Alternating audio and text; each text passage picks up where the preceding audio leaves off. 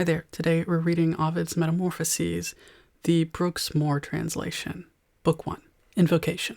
My soul is wrought to sing of forms transformed to bodies new and strange. Immortal gods, inspire my heart, for ye have changed yourselves, and all things you have changed. O lead my song in smooth and measured strains, from olden days when earth began to this completed time. Creation of the cosmos. Before the ocean and the earth appeared, before the skies had overspread them all, the face of nature in a vast expanse was naught but chaos, uniformly waste. It was a rude and undeveloped mass, that nothing made except a ponderous weight, and all discordant elements, confused, were there congested in a shapeless heap. As yet the sun afforded earth no light, nor did the moon renew her crescent horns. The earth was not suspended in the air, exactly balanced by her heavy weight. Not far along the margin of the shores had Amphitrite stretched her lengthened arms, for all the land was mixed with sea and air. The land was soft, the sea unfit to sail, the atmosphere opaque, to naught was given a proper form, and everything was strife. And all was mingled in a seething mass, with hot the cold parts strove, and wet with dry, and soft with hard, and weight with empty void. But God, or kindly nature, ended strife. He cut the land from skies, the sea from land, the heavens ethereal from material air. And when we're all evolved from that dark mass, he bound the fractious parts in tranquil peace. The fiery element of convex heaven leaped from the mass devoid of dragging weight, and chose to summit arch to which the air as next in quality was next in place. The earth more dense attracted grosser parts, and moved by gravity sank underneath, and last of all the wide surrounding waves and deeper channels rolled around the globe. And when this god, which one is yet unknown, had carved asunder that discordant mass, had thus reduced it to its elements, that every part should equally combine, when time began, he rounded out the earth and molded it to form a mighty globe. Then poured he forth the deeps, and gave command that they should billow in the rapid winds, that they should compass every shore of earth. He also added fountains, pools, and lakes, and bound with shelving banks the slanting streams, which partly are absorbed and partly join the boundless ocean. Thus received amid the wide expanse of uncontrolled waves, they beat the shores instead of crooked banks. At his command the boundless plains extend, the valleys are depressed, the woods are clothed in green, the stony mountains rise. And as the heavens are intersected on the right by two broad zones, by two that cut the left, and by a fifth consumed with ardent heat, with such a number did the careful god mark off the compassed weight, and thus the earth received as many climes. Such heat consumes the middle zone that none may dwell therein, and two extremes are covered with deep snow, and two are placed betwixt the hot and cold, which mixed together give a temperate clime. And over all the atmosphere suspends with weight proportioned to the fiery sky, exactly as the weight of earth compares with weight of water. And he ordered mist to gather in the air and spread the clouds. He fixed the thunders that disturb our souls, and brought the lightning on destructive winds that also waft the cold. Nor did the great artificer permit these mighty winds to blow unbounded in the pathless skies, but each discordant brother fixed in space, although his power can scarce restrain their rage to rend the universe. At his command to far Aurora, Eurus took his way, to Nebath, Persia, and that mountain range first gilded by the dawn. And Zephyr's flight was towards the evening star in peaceful shores, warm with the setting sun. And Boreas invaded Scythia and the northern snows, and Auster wafted to the distant south, where clouds and rain encompass his abode. And over these he fixed the liquid sky, devoid of weight and free from earthly dross. And scarcely had he separated these and fixed their certain bounds, when all the stars, which long were pressed and hidden in the mass, began to gleam out from the plains of heaven, and traversed with the gods, bright ether fields. And lest some part might be bereft of life, the gleaming waves were filled with twinkling fish. The earth was covered with wild animals, the agitated air filled with birds. But one more perfect and more sanctified, a being capable of lofty thought, intelligent to rule, was wanting still. Man was created. Did the unknown God, designing then a better world, make man of seed divine? Or did Prometheus take the new soil of earth that still contains some godly element of heaven's life and use it to create the race of man, first mingling it with water of new streams, so that his new creation, upright man, was made an image of commanding gods? On earth the brute creation bends its gaze, but man was given a lofty countenance, and was commanded to behold the skies, and with an upright face may view the stars. And so it was that shapeless clay put on the form of man, till then unknown to earth. The 4 ages of man. First was the Golden Age. Then rectitude spontaneous in the heart prevailed, and faith. Avengers were not seen, for laws unframed were all unknown and needless. Punishment and fear of penalties existed not. No harsh decrees were fixed on brazen plates. No suppliant multitude the countenance of justice feared, averting, for they dwelt without a judge in peace. Descended not the steeps, shorn from its height the lofty pine, cleaving the trackless waves of alien shores, nor distant realms were known to wandering men. The towns were not entrenched for time of war. They had no brazen trumpets, straight, nor horns of curving brass, nor helmets, shields, nor swords. There was no thought of martial pomp. Secure, a happy multitude enjoyed repose. Then of her own accord the earth produced a store of every fruit. The harrow touched her not, nor did the plowshare wound her fields. And man, content with given food, and none compelling, gathered arbute fruits and wild strawberries on the mountain sides, and ripe blackberries clinging to the bush, and corners and sweet acorns to the ground, down fallen from the spreading tree of Jove. Eternal spring. Soft-breathing zephyrs soothed and warmly cherished buds and blooms produced without a seed. The valleys, though unplowed, gave many fruits. The fields, though not renewed, white glistened with the heavy bearded wheat. Rivers flowed milk and nectar, and the trees, the very oak trees, then gave honey of themselves. When Saturn had been banished into night, and all the world was ruled by Jove supreme, the Silver Age, though not so good as gold, but still surpassing yellow brass, prevailed. Jove first reduced to years the primal spring, by him divided into periods 4 unequal: summer, autumn, winter, spring.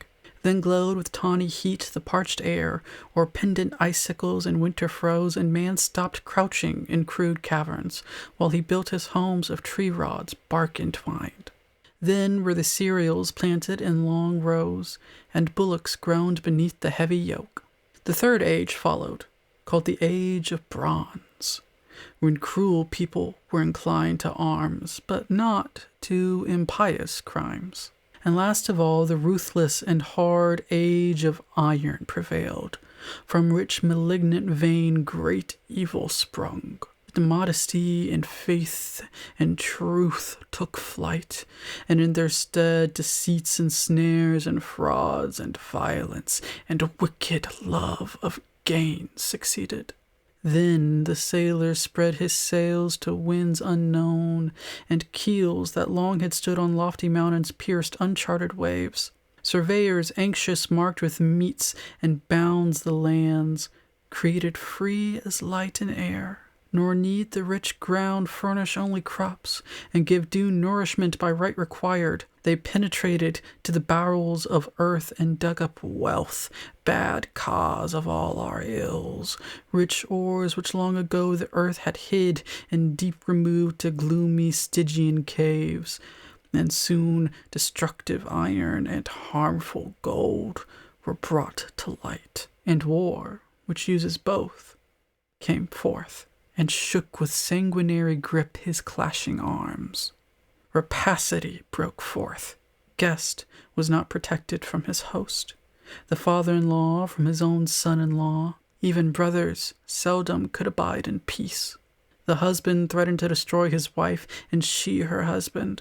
Horrid step-dames mixed the deadly henbane. Eager sons inquired their father's ages. Piety was slain, And last of all, the virgin deity Astraea vanished from the blood-stained earth. The giants. And lest ethereal heights should long remain less troubled than the earth, the throne of heaven was threatened by the giants. And they piled mountain on mountain to the lofty stars. But Jove, omnipotent, shot thunderbolts through Mount Olympus, and he overturned from Ossa huge, enormous Pelion. And while these dreadful bodies lay overwhelmed in their tremendous bulk, so fame reports, the earth was reeking with the copious blood of her gigantic sons, and thus replete with moisture she infused the steaming gore with life renewed.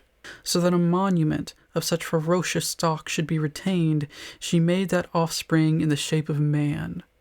But this new race alike despised the gods, and by the greed of savage slaughter proved a sanguinary birth. Lycaon transformed into a wolf. When from his throne supreme the son of Saturn viewed their deeds, he deeply groaned. And calling to his mind the loathsome feast Lycaon had prepared, a recent deed not common to report, his soul conceived great anger. Worthy Jove, and he convened a council. No delay detained the chosen gods. When skies are clear, a path is well defined on high, which men, because so white, have named the Milky Way. It makes a passage for the deities and leads to mansions of the thunder god, to Jove's imperial home. On either side of its wide way the noble gods are seen. Inferior gods in other parts abide, but there the potent and renowned of heaven have fixed their homes. It is a glorious place. Our most audacious verse might designate the palace of high heaven.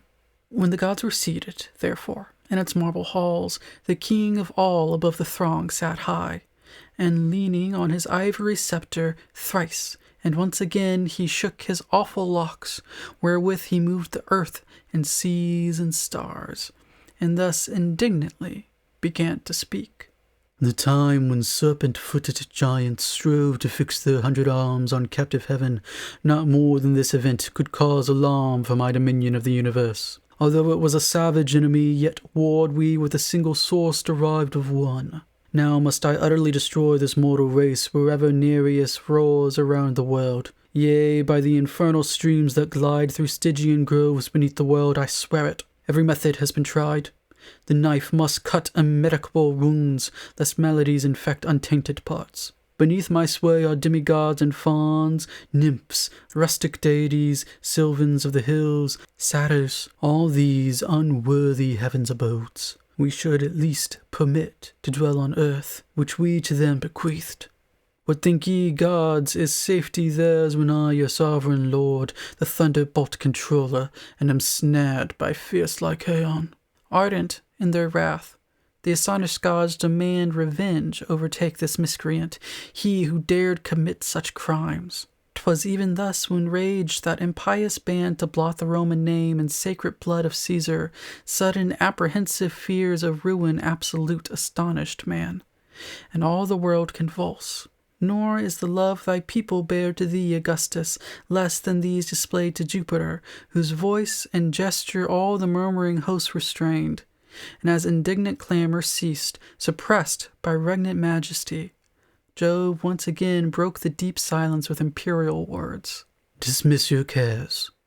He paid the penalty, however, all the crime and punishment now learned from this. An infamous report of this unholy age had reached my ears, and wishing it were false, I sloped my course from high Olympus, and, although a god, disguised in human form, I viewed the world. It would delay us to recount the crimes unnumbered, for reports were less than truth.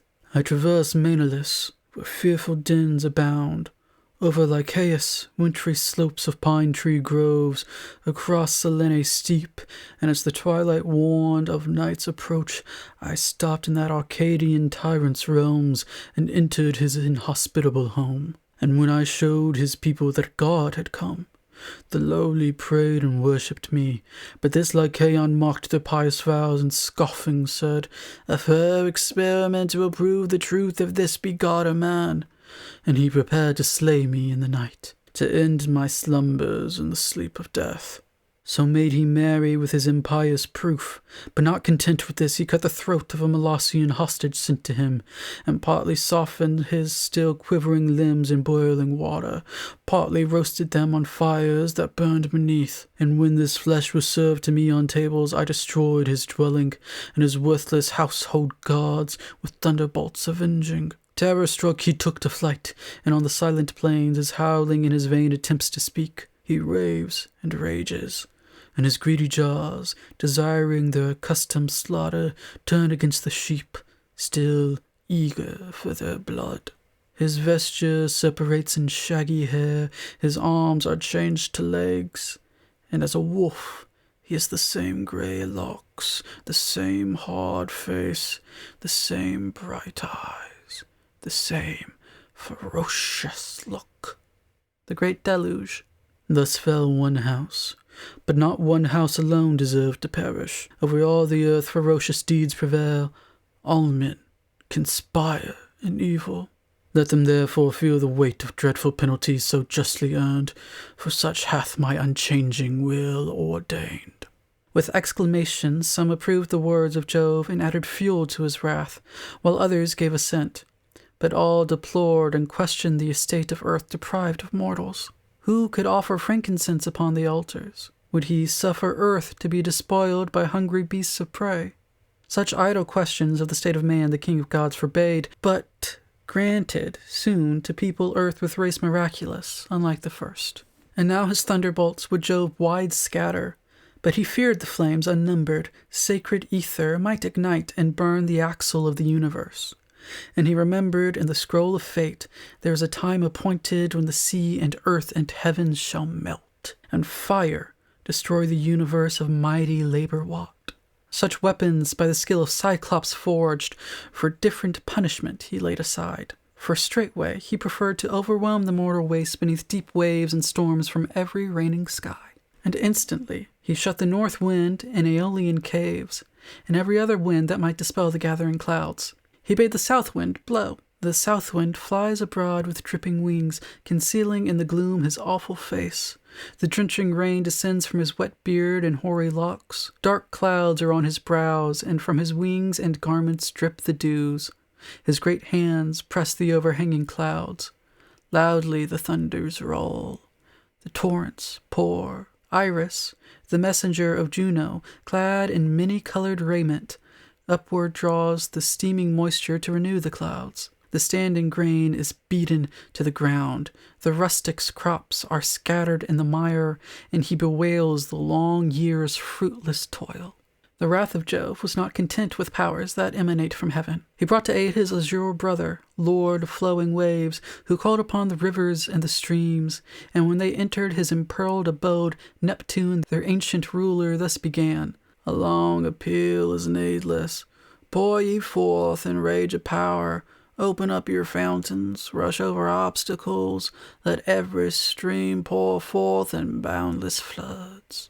Thus he commands, and none dissenting, all the river gods return, and opening up their fountains roll tumultuous to the deep unfruitful sea. And Neptune with his trident smote the earth, which trembling with unwonted throes heaved up the sources of her waters bare. And through her open plains the rapid rivers rushed resistless, onward bearing the waving grain, the budding groves, the houses, sheep, and men, and holy temples, and their sacred urns.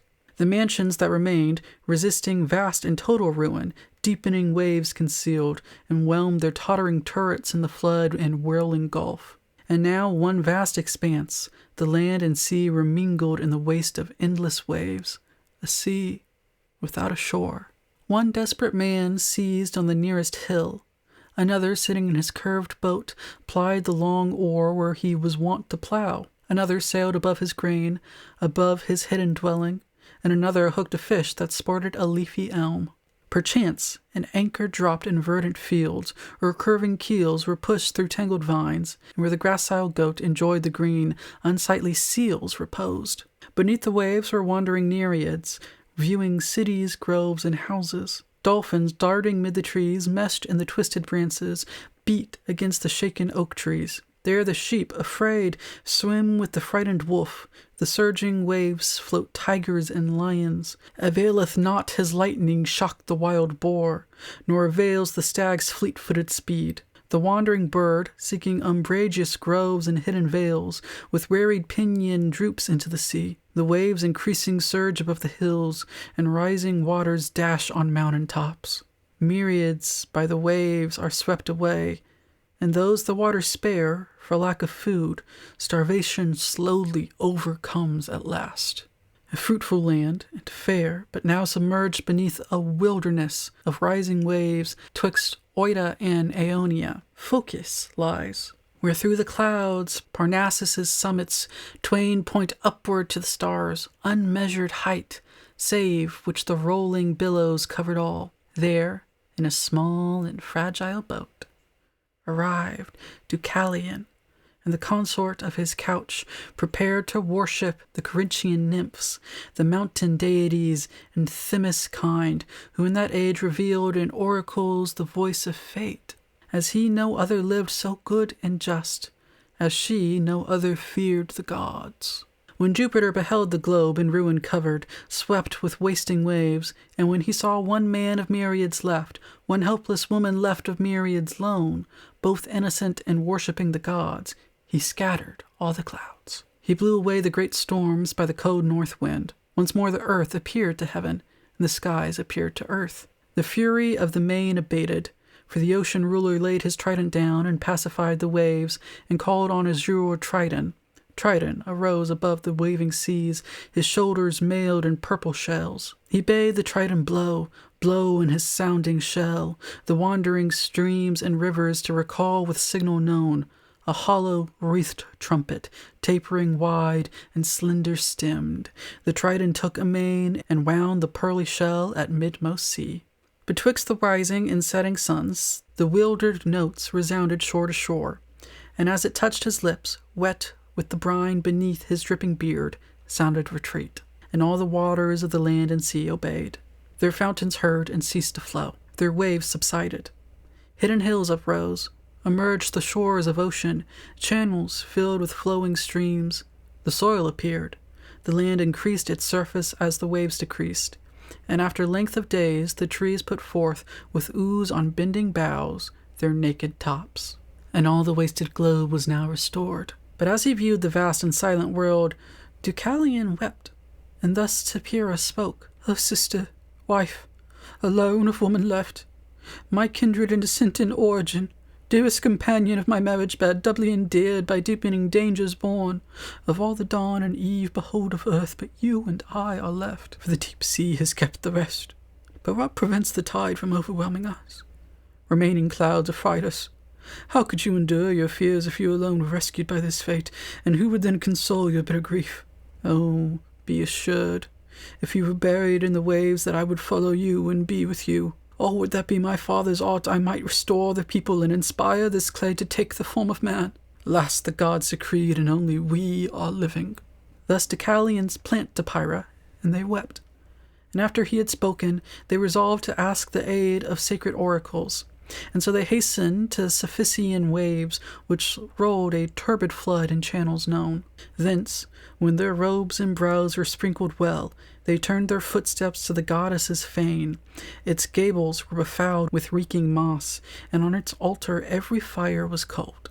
But when the twain had reached the temple steps, they fell upon the earth, inspired with awe, and kissed the cold stone with their trembling lips, and said, "If righteous prayers appease the gods, and if the wrath of high celestial powers may thus be turned, declare, O Themis, whence and what the art may raise humanity.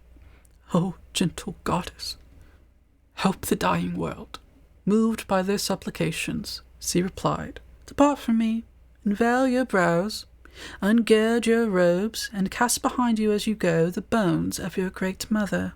Long they stood in dumb amazement. Pyrrha, first of voice, refused the mandate, and with trembling lips implored the goddess to forgive. She feared to violate her mother's bones and vex her sacred spirit. Often pondered they the words involved in such obscurity, repeating oft, and thus Deucalion to Epimetheus' daughter uttered speech of soothing import. "Oracles are just, and urge not evil deeds.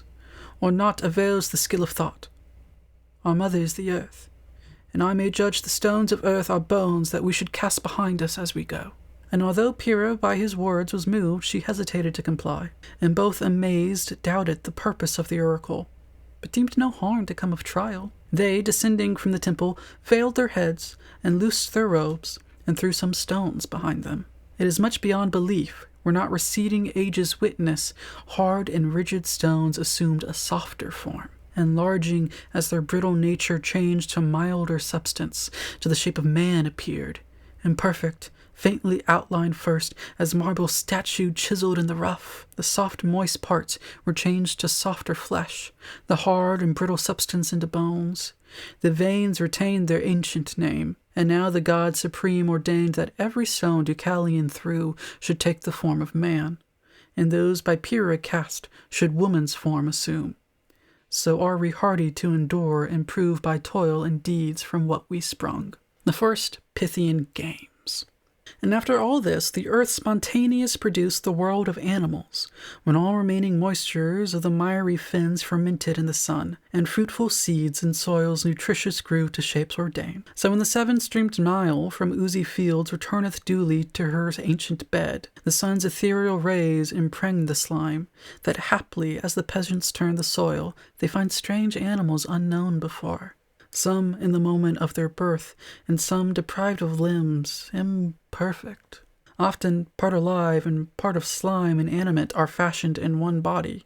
Heat combined with moisture so conceives, and life results from these two things. For though the flames may be the foes of water, everything that lives begins in humid vapor, and it seems discordant concord is the means of life. When earth, spread over with diluvian ooze, felt heat ethereal from the glowing sun, unnumbered species to the light she gave, and gave to being many an ancient form, or monster new created. Unwilling, she created thus, enormous Python. Thou unheard of serpent spread so far athwart the side of a vast mountain, didst fill with fear the race of new created man. The god that bears the bow, a weapon used till then only to hunt the deer and agile goat, destroyed the monster with a myriad darts, and almost emptied all his quiver, till envenomed gore oozed forth from livid wounds. Lest in a dark oblivion time should hide the fame of this achievement, sacred sports he instituted from the Python, called the Pythian Games. In these, the happy youth who proved victorious in the chariot race, running and boxing, with an honored crown of oak leaves, was enwreathed. The laurel then was not created, wherefore Phoebus, bright and godlike, beauteous with his flowing hair, was wont to wreathe his brows with various leaves. Daphne and Phoebus. Daphne, the daughter of a river god, was first beloved by Phoebus, the great god of glorious light. It was not a cause of chance, but out of Cupid's vengeful spite that she was fated to torment the Lord of Light. For Phoebus, proud of Python's death, beheld that impish god of love upon a time when he was bending his diminished bow, and voicing his contempt and anger, said, "What, wanton boy, are mighty arms to thee? Great weapons suited to the needs of war. The bow is only for the use of those large deities of heaven, whose strength may deal wounds mortal to the savage beasts of prey, and who courageous overcome their foes. It is a proper weapon to use of such as slew with arrows Python, huge, whose pestilential carcass vast extent covered. Content thee with the flames thy torch enkindles, fires too subtle for my thought, and leave to me the glory that is mine." To him undaunted Venus' son replied, "O Phoebus, thou canst conquer all the world with thy strong bow and arrows, but with this small arrow I shall pierce thy vaunting breast, and by the measure that thy might exceeds the broken powers of thy defeated foes, so is thy glory less than mine." No more he said, but with his wings expanded thence flew lightly to Parnassus' lofty peak. There from his quiver he plucked arrows twain, most curiously wrought of different art, one love-exciting, one repelling love. The dart of love was glittering, gold and sharp. The other had a blunted tip of lead, and with that dull lead dart he shot the nymph. But with the keen point of his golden dart he pierced the bone and marrow of the god. Immediately the one with love was filled. The other, scouting at the thought of love, rejoiced in the deep shadow of the woods. And as the virgin Phoebe denies the joys of love and loves the joys of chase, a maiden's fillet bound her flowing hair, and her pure mind denied the love of man. Beloved and wooed, she wandered silent paths, for never could her modesty endure the glance of man or listen to his love. Her grieving father spoke to her. "Alas, my daughter, I have wished a son-in-law, and now you owe a grandchild to the joy of my old age." But Daphne only hung her head to hide her shame. The nuptial torch seemed criminal to her. She even clung, caressing with her arms around his neck, and pled, "My dearest father, let me live a virgin always, for remember Jove did grant it to Diana at her birth." But though her father promised her desire, her loveliness prevailed against their will. For Phoebus, when he saw her wax distraught, and filled with wonder his sick fancy raised delusive hopes, and his own oracles deceived him. As the stubble in the field flares up, or as the stacked wheat is consumed by flames, and kindled from a spark or a torch the chance pedestrian may neglect at dawn, so was the bosom of the god consumed, and so desire flamed in his stricken heart. He saw her bright hair waving on her neck. How beautiful, if properly arranged.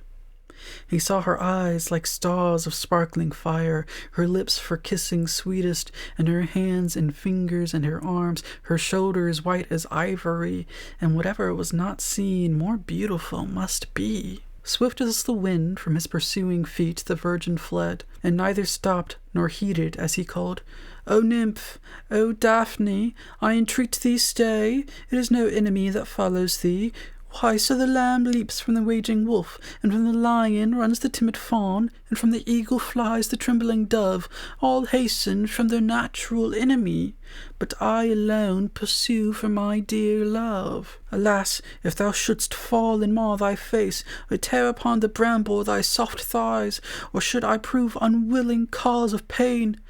The wilderness is rough and dangerous, and I beseech thee be more careful. I will follow slowly. Ask of whom thou wilt, and thou shalt learn that I am not a churl. I am no mountain dweller of rude caves, nor a clown compelled to watch the sheep and goats, and neither canst thou know from whom thy feet fly fearful, or thou wouldst not leave me thus. The Delphic land, the Batarian realm, Claros and Tenedos revere my name, and my immortal sires, Jupiter. The present, past, and future are through me in sacred oracles revealed to man, and from my harp the harmonies of sound are borrowed by their bards to praise the gods. My bow is certain, but a flaming shaft surpassing mine has pierced my heart untouched before.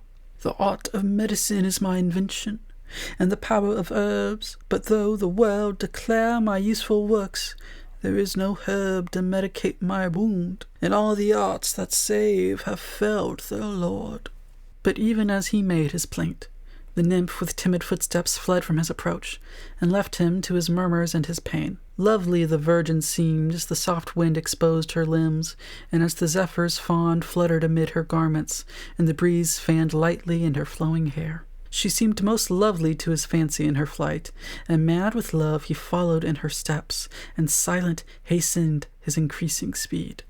As when the greyhound sees the frightened hare flit over the plain, with eager nose outstretched, impetuous, he rushes on his prey and gains upon her, till he treads her feet, and almost fashions in her side his fangs.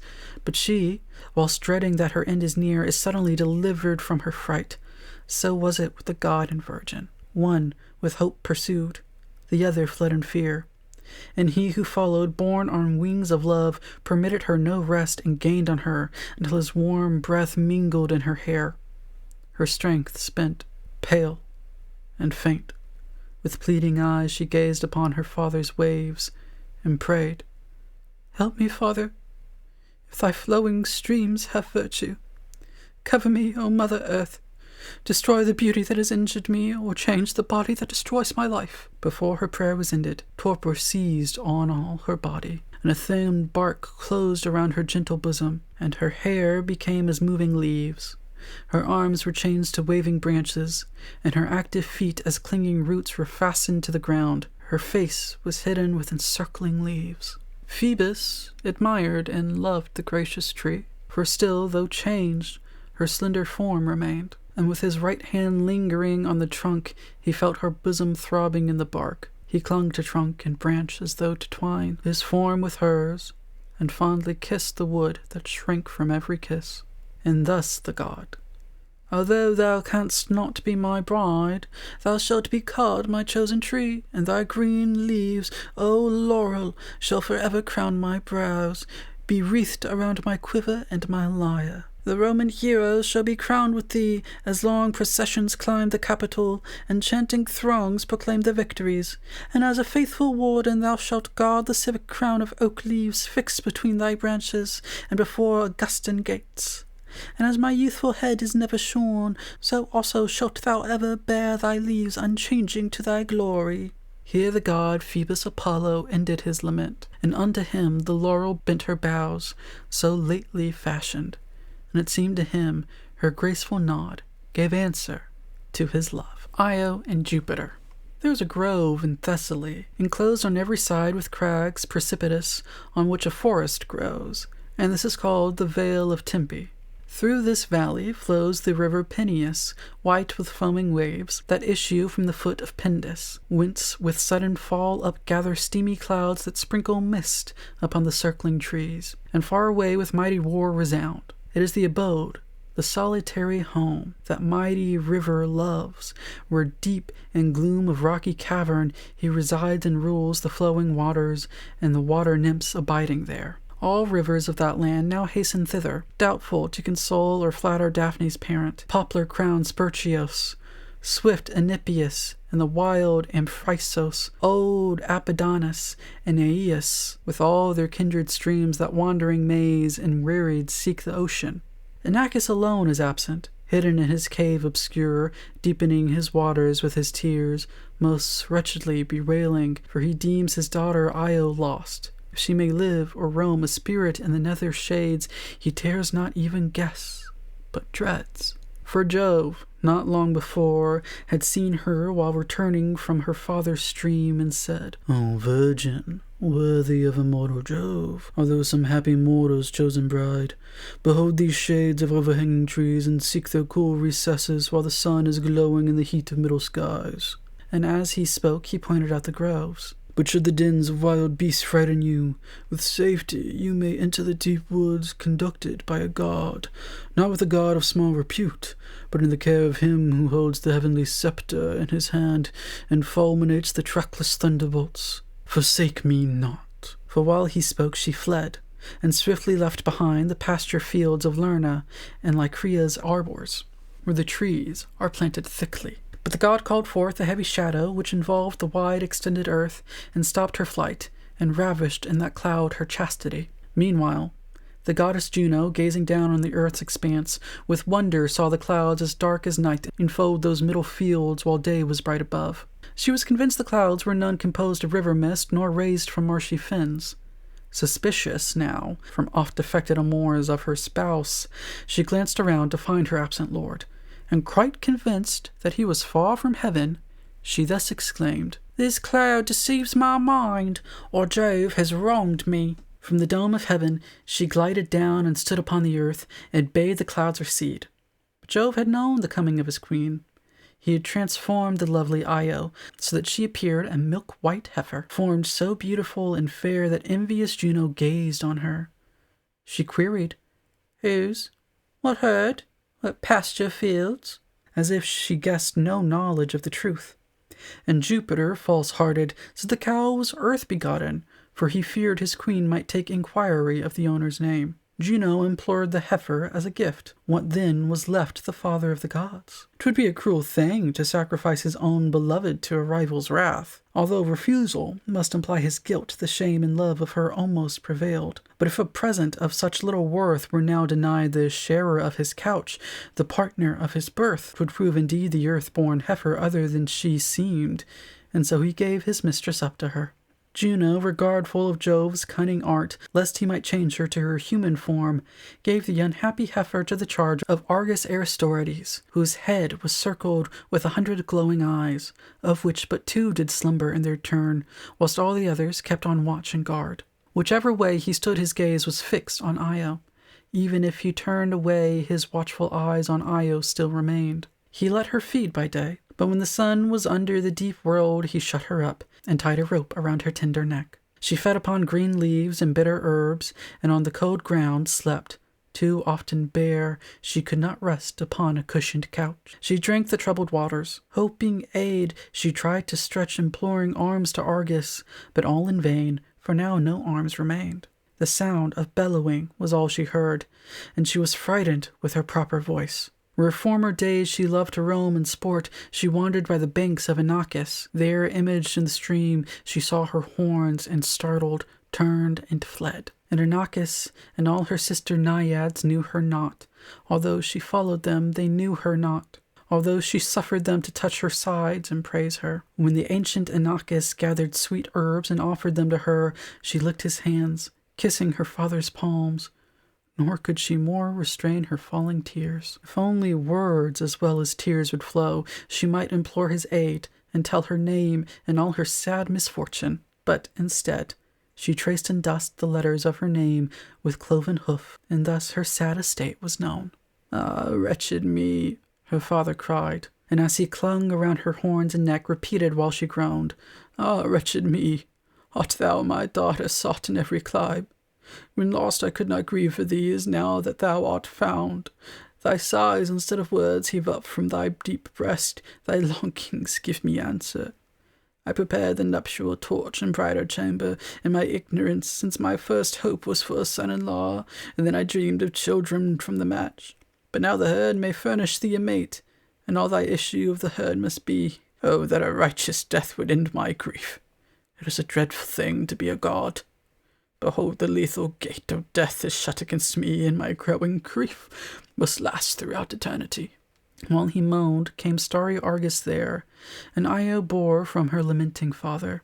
Thence he led his charge to other pastures, and removed from her, upon a lofty mountain sat, whence he could always watch her, undisturbed. The sovereign god could no longer endure to witness Io's woes. He called his son, brightest of the Pleiades brought forth, and bade him slay the star-eyed guard Argus. He seized his sleep-compelling wand, and fastened waving wings on his swift feet, and deftly fixed his brimmed hat on his head.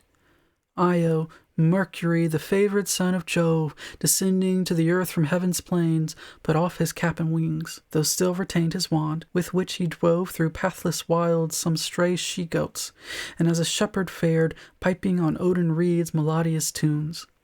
Argus, delighted with the charming sound of this new art, began, "Whoever thou art, sit with me on this stone beneath the trees in cooling shade, whilst browse the tended flock abundant herbs, for thou canst see the shade is fit for shepherds." Wherefore Mercury sat down beside the keeper, and conversed of various things, passing the laggard hours. Then soothly piped he on the joined reeds to lull those ever watchful eyes asleep.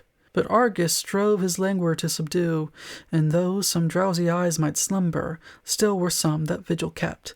Again he spoke, for the pipes were yet a recent art. "I pray thee tell what chance discovered these." To him the god, "A famous Naiad, dwelt among the Hamadryads on the cold Arcadian summit, Nanacris, whose name was Syrinx. Often she escaped the gods that wandered in the groves of sylvan shades, and often fled from satyrs that pursued.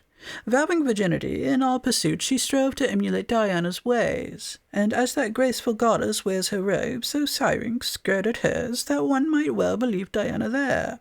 Even though her bow were made of horn, Diana's wrought of gold, that might she well deceive. Now chanced it Pan, whose head was girt with prickly pines, espied the nymph returning from the Lycian hill, and these words uttered he." But Mercury refrained from further speech, and Pain's appeal remains untold. If he had told it all, the tale of Syrinx would have followed thus. "But she despised the prayers of Pan, and fled through pathless wilds until she had arrived to the placid land and sandy stream, whose waves prevented her escape.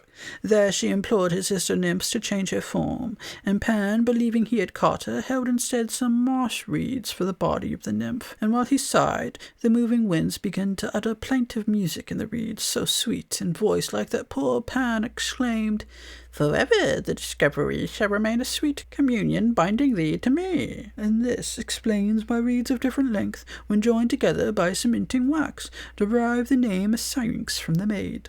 Such words the bright god Mercury would say. But now perceiving Argus's eyes were dimmed in languorous doze, he hushed his voice, and touched the drooping eyelids with his magic wand, compelling slumber. Then without delay he struck the sleeper with his crescent sword, where neck and head unite, and hurled his head, blood dripping, down the rocks and rugged cliff. Low lies Argus, dark as the light of all his 100 eyes, his many-orbed lights extinguished in the universal gloom that night surrounds. But Saturn's daughters spread their glister on the feathers of her bird, emblazoning its tail with starry gems. Juno made haste, inflamed with towering rage, to vent her wrath on Io, and she raised in thought and vision of the Grecian girl a dreadful fury. Stings invisible and pitiless she planted in her breast, and drove her wandering throughout the globe. The utmost limit of her labored way, O Nile, thou didst remain, which, having reached, and placed her tired knees on that river's edge, she laid her there. And as she raised her neck, looked upward to the stars, and groaned and wept and mournfully bellowed, trying thus to plead, by all the means she had, that Jupiter might end her miseries. Repentant Jove embraced his consort, and entreated her to end the punishment. "Fear not," he said, "for she shall trouble thee no more." He spoke, and called on bitter Styx to hear his oath. And now imperial Juno, pacified, permitted Io to resume her form. At once the hair fell from her snowy sides, the horns absorbed, her dilate orbs decreased, the opening of her jaws contracted, hands appeared and shoulders, and each transformed hoof became 5 nails, and every mark or form that gave the semblance of a heifer changed, except her fair white skin, and the glad nymph was raised erect and stood upon her feet. But long the very thought of speech, that she might bellow as a heifer, filled her mind with terror, till the words so long forgot for some sufficient cause were tried once more. And since that time, the linen-wearing throng of Egypt have adored her as a god, for they believed the seed of Jove prevailed, and when her time was due she bore to him a son called Epaphus, who also dwells in temples with his mother in that land. Now Phaethon, whose father was the sun, was equal to his rival Epaphus in mind and years, and he was glad to boast of wonders, nor would yield to Epaphus the pride of Phoebus, his reputed sire. Unable to endure it, Io's son thus mocked him, "Poor demented fellow! What will you not credit if your mother speaks? You are so puffed up with the fond conceit of your imagined sire, the Lord of Day." Shame crimsoned his cheeks. But Phaethon, with holding rage, reported all the taunts of Epaphus to Clymene, his mother. "'Twill grieve you, mother. I, the bold and free, was silent, and it shames me to report this dark reproach remains unchallenged. Oh, if I am born of race divine, give proof of that illustrious descent, and claim my right to heaven." Around his mother's neck he drew his arms, and by the head of Merops, and by his own, and by the nuptial touch of his beloved sisters, he implored for some true token of his origin. Or moved by Phaethon's importuned words, or by the grievous charge, who might declare? She raised her arms to heaven, and gazing full upon the broad sun, said, "I swear to you by yonder orb, so radiant and bright, which both beholds and hears us while we speak, that you are his begotten son. You are the child of that great light which sways the world, and if I have not spoken what is true, let not mine eyes behold his countenance, and let this fatal moment be the last that I shall look upon the light of day. Nor will it weary you, my son, to reach your father's dwelling, for the very place where he appears at dawn is near our land. Go, if it please you, and the very truth learn from your father." Instantly sprang forth exalted Phaethon. Overjoyed with words so welcome, he imagined he could leap and touch the skies. And so he passed his land of Ethiopia and the Indies, hot beneath the tawny sun, and there he turned his footsteps to his father's land of dawn. Hi, Thank you so much for listening or watching, just for tuning in. Like, comment, subscribe if you feel like it. That really helps out me and the channel. Join me over on Patreon if you would like, where you'll be able to get these videos earlier, as well as early access to other content from my other channels. You'll also be able to have a voice in what other things I will be reading and uploading.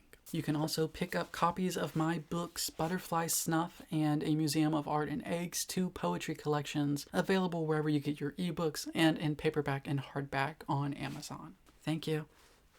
I'll see you next time.